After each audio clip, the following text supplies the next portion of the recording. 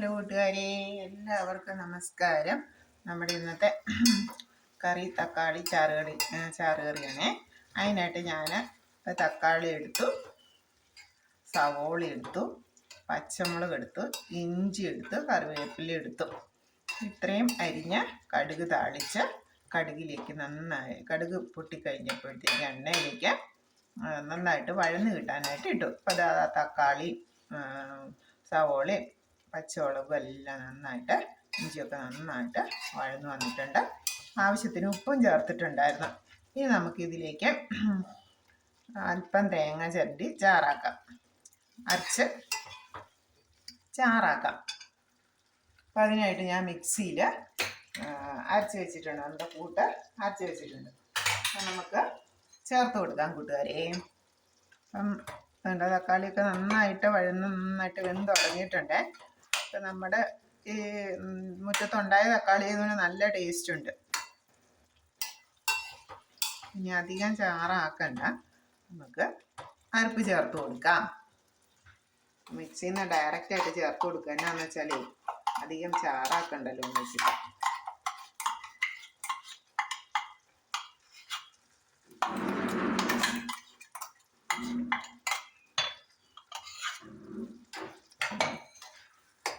തേങ്ങ, ലേശം ഒരു കളറിന് ലേശം മുളക് പൊടി, മഞ്ഞൾപ്പൊടി, ജീരകം, ചെറിയൊരു ചുവന്നുള്ളി, ചെറുള്ളി, പിന്നെ ഒഴിച്ചോള 2 അല്ലി വെളുത്തുള്ളി. ഇത്രയാണ് ഞാനിതിലേക്ക് ചേർത്ത് കൊടുത്തിട്ടുള്ളത്. നമുക്ക് കുറച്ചുകൂടെ അരപ്പ് മിക്സിയിൽ നിന്ന് എടുക്കാനുണ്ട്.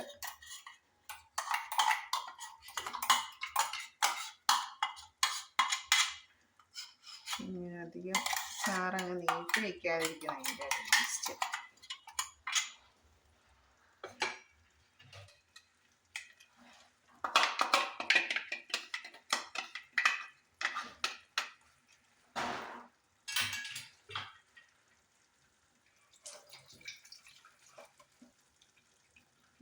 നമുക്ക് വെള്ളം ചേർത്ത് കൊടുക്കുക.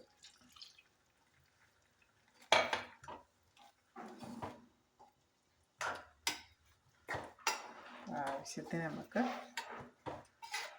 ചാറായിട്ടുണ്ട്.